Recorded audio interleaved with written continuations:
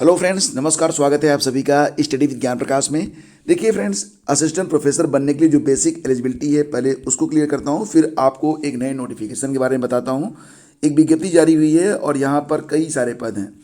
तो अगर आप असिस्टेंट प्रोफेसर बनना चाहते हैं, यानी कि डिग्री कॉलेज में, यूनिवर्सिटी में अगर आप टीचिंग करना चाहते हैं लेक्चरर के तौर पर, जिनको असिस्टेंट प्रोफेसर कहा जाता है, तो इसके लिए जो बेसिक एलिजिबिलिटी होती है वो ये होती है कि आपने नेट परीक्षा को क्वालिफाई किया हुआ हो या नियमानुसार आपने अपनी पीएचडी पूरी की हुई हो। इसके अलावा स्टेट लेवल एलिजिबिलिटी टेस्ट भी होते हैं। हालांकि यूपी में तो ये परीक्षा बहुत पहले हुई थी और विगत कई वर्षों से नहीं हो रही है, तो छोड़िए। नेट, पीएचडी या इसके समकक्ष अगर आपके पास कोई अर्हता है तो आप असिस्टेंट प्रोफेसर के लिए आवेदन कर सकते हैं। अच्छा, इसमें जो आपको जो एलिजिबिलिटी होती है क्वालिफिकेशन में, तो पीजी में आपका 55% होना चाहिए। लेकिन जो लोग रिजर्व कैटेगरी से होते हैं उनको 5% की छूट भी मिलती है, यानी कि अगर उनका पीजी में 50% भी है तब भी आपका काम हो जाएगा। लेकिन यहाँ पर एक बात और भी है कि यही सारे रूल्स जब आप नेट के लिए आवेदन करते हैं तो अप्लाई होते हैं। मतलब बेसिकली समझिए ये कि अगर आपने नेट क्वालिफाई किया हुआ है तो आप असिस्टेंट प्रोफेसर के लिए आवेदन कर सकते हैं। यहाँ पर देखेंगे विज्ञापन को, तो कॉमर्स में कुल मिला के 57 पद हैं, इकोनॉमिक्स में 15 पद हैं, इंग्लिश में 1, इन्वायरमेंटल साइंस में 2 पद हैं, मैथ में 3 पद हैं और पॉलिटिकल साइंस में 1 पद, कंप्यूटर साइंस में 1 पद। तो ये जो पद आए हुए हैं इनको अगर आप देखेंगे तो कुल मिला के जोड़ने पर ये 80 पद हो रहे हैं। और ये सारे पद बहुत ही प्रतिष्ठित कॉलेज है दिल्ली यूनिवर्सिटी का, जिसको आप कहते हैं Shri Ram college of commerce. तो वहीं से ये विज्ञप्ति जो है वो जारी हुई है, यूनिवर्सिटी ऑफ दिल्ली, और ये दिल्ली में स्थित है और दिल्ली यूनिवर्सिटी से लिंक है, ये मतलब अफिलिएटेड है। तो यहाँ पर आप देख सकते हैं कि दिल्ली यूनिवर्सिटी से संबंधित जब भी कोई वैकेंसी आती है तो वो इसी वेबसाइट पर आती है, https://colrec.uod.ac.in। यूडी का मतलब यहाँ पर यूनिवर्सिटी ऑफ दिल्ली से होता है, आप समझ रहे होंगे। और इसमें जो सैलरी मिलेगी लगभग 80,000 रुपये के आसपास आपको सैलरी मिलती है। Pay level 10 with rationalized entry pay of 57,700 as per 7 CPC pay matrix in addition to the usual allowances. तो बहुत ही शानदार पद आप इसे मान सकते हैं और दिल्ली जैसे शहर में आपको रहने का और अपने जीवन को बहुत ही इम्प्रूव करने का इसमें मौका भी मिलता है। तो अगर आप नेट क्वालिफाई हैं तो मैं आपसे यही कहूँगा कि आप इसमें आवेदन जरूर करें। और यही वजह है कि मैंने इसे अभी ये नोटिफिकेशन आपको ऑफिशियल वेबसाइट पर नहीं मिलेगा। ऑफिशियल वेबसाइट मतलब srcc.edu पर या फिर du.ac.in पर ये जो नोटिफिकेशन है ये अभी न्यूज़पेपर में मिलेगा आपको और एम्प्लॉयमेंट न्यूज़ में मिलेगा, ठीक है। तो ये मैं आपको इसलिए बता रहा हूँ क्योंकि ये बहुत ही अच्छा पद है, बहुत ही प्रतिष्ठित पद है और बहुत ही शानदार जगह है और आपकी लाइफ को ये कई गुना मतलब इम्प्रूव कर सकता है, बहुत ही बेहतर कर सकता है। तो इसके लिए ऑनलाइन आवेदन की प्रक्रिया क्या है और बाकी की जो जानकारी है वो जब डिटेल नोटिफिकेशन आएगा तब आपको उसमें पता चलेगा।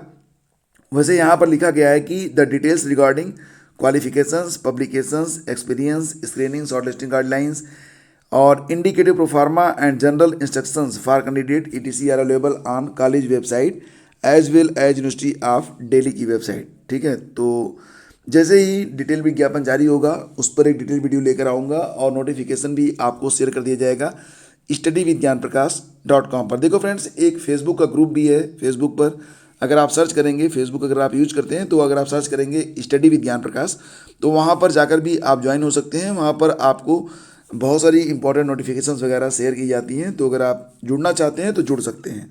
और सबसे बड़ा फ़ायदा वहाँ पर ये होता है कि वहाँ पर आप अपने दोस्तों के साथ पब्लिक चैट भी कर सकते हैं, मतलब वहाँ पर एक दूसरे से सवाल भी कर सकते हैं और एक ग्रुप में बात करने का जो आनंद होता है वो तो अलग ही रहता है। यानी वे ज़्यादा बात मत करो, अपने काम पर फोकस करो।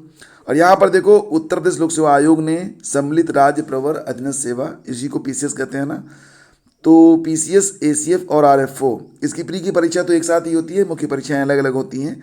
तो इसका जो प्री का कट ऑफ था वो श्रेणीवार जारी कर दिया गया है और लगभग 1 साल के बाद ये कट ऑफ जारी हुआ है। सचिव आलोक कुमार के अनुसार प्रारंभिक परीक्षा से संबंधित उत्तर कुंजी अभ्यर्थियों के प्राप्तांक व श्रेणीवार कट ऑफ वेबसाइट पर 26 दिसंबर तक रहेगा और इस संबंध में RTI के तहत प्रार्थना पत्र स्वीकार नहीं होंगे।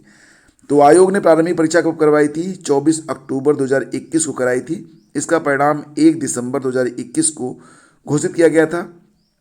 और इस भर्ती का अंतिम परिणाम 2 महीने पहले 19 अक्टूबर को घोषित हो चुका है और मुख्य परीक्षा का प्राप्तांक और कट ऑफ भी 17 नवंबर को जारी किया जा चुका है। तो यहाँ पर मैं आपको बताऊंगा कि 150 प्रश्न होते हैं और 200 अंकों की परीक्षा में कितने अंक पाकर लोग प्री को क्वालिफाई किए हैं। तो वैसे एक बात और भी कि EWS का जो कट ऑफ है वो अनारक्षित से अधिक गया है, ठीक है। तो प्रारंभिक परीक्षा के एग्जीक्यूटिव ग्रुप 1 में EWS का कट ऑफ 117 अंक है, जबकि अनारक्षित का जो कट ऑफ है वो 115 है। OBC का 113 है। इसी प्रकार उप निबंधक में EWS का कट ऑफ 107 है, जबकि अनारक्षित का 102 है। OBC का 100 है। तो मतलब यहाँ पर EWS की जो कट ऑफ है वो थोड़ी सी हाई चली गई है। अब चलो आगे मैं आपको बताता हूँ, बाकी जो डिटेल्स हैं वो एक बार आप देख लो, उसके बाद फिर हम बताते हैं आपको कि ऐसा क्यों होता है, ठीक है। तो यहाँ पर आप देख सकते हैं, वैसे ऑफिशियल वेबसाइट पर भी आपको जो कट ऑफ मिल जाएगा। तो एग्जीक्यूटिव ग्रुप 1 में SDM ARTO वगैरह पद होते हैं। तो इसमें जनरल की कट ऑफ कितनी गई है? 115 गई है। OBC की 113 गई है। SC की 96 है। ST की 82 है। EWS की 117, महिलाओं की 110 है। और ग्रुप 2 एग्रीकल्चर में जो कट ऑफ है जनरल की 101 है। OBC की 94 है। SC की 70 है। महिलाओं का 94 है। और प्रधानाचार्य ग्रुप में जो जनरल की कट ऑफ है वो 80 गई है। OBC 80 है। SC 70 है। ST 70 है। EWS 80 है। और बाकी आप कट ऑफ यहाँ पर देख सकते हैं। तो बेसिकली फ्रेंड्स, अगर आप मतलब प्री की जो परीक्षा होती है अगर उसको आप देखते हैं तो 200 अंकों में 115 अंक जो लोग प्राप्त किए थे तो वो लोग क्वालिफाई कर चुके हैं। मतलब ये कि बहुत ज़्यादा कट ऑफ नहीं है। अगर आप चाहें तो अभी भी आपके पास वक्त है, और अगली बार जब परीक्षा होगी जून 2023 में तो आप भी अपने लिए सफलता के नए कीर्तिमान स्थापित कर सकते हैं, नए झंडे गाड़ सकते हैं। काबिलियत है आप में। एक्चुअली में हम अपने आप को जिस प्रकार से देखते हैं बिल्कुल उसी प्रकार की क्षमताएं हमारे अंदर पैदा होने लगती हैं। एक बार क्या हुआ था कि स्वामी विवेकानंद के पास एक व्यक्ति आया था। उसने कहा कि काश मेरा दिमाग आपके जैसा होता, मैं आपके जितना अच्छा सोच पाता। तो विवेकानंद ने उससे यही कहा था कि आप विवेकानंद की तरह यानी कि अच्छाई पर फोकस करो। अच्छे विचार तो अपने आप ही आने स्टार्ट हो जाते हैं। वैसे भी ये दुनिया क्या है, हमारे लिए एक गूंज है। जो हमारे दिल में है वही बाहर हमको दिखाई देता है। तो घना कोहरा, उत्तर भारत में रेड अलर्ट, यूपी में रात्रि बस सेवा पर रोक, कई ट्रेनें निरस्त। ये हेडलाइन भी काफ़ी ज़रूरी है आपके लिए, क्योंकि आप भी यहीं पर रहते हैं। तो आपको पता होना चाहिए कि बाहर का माहौल जो है फ़िलहाल, तो अगर रात्रि में कोई बस वगैरह मतलब कोई ऐसी यात्रा आप करने वाले हैं जिसमें रात में बसें चलती हैं तो उसको स्थगित करिए, क्योंकि बहुत ही डिले हो जाएगा। ट्रेनें भी बहुत ही मुश्किल से चल पा रही हैं। 10-10, 12-12 घंटे की देरी से ट्रेनें चल रही हैं। सड़क हादसे भी काफ़ी हो रहे हैं क्योंकि विजिबिलिटी बहुत कम है। तो जहाँ तक संभव हो यात्रा को दिन में करें। अगर छोटी मोटी यात्राएं हैं 100-200 किलोमीटर की तो उसको कर लें। ट्रेन की यात्राएं तो भाई उसमें तो आप बैठ जाएंगे, बाकी उसमें समय कितना लगेगा ये तो कोई नहीं जानता।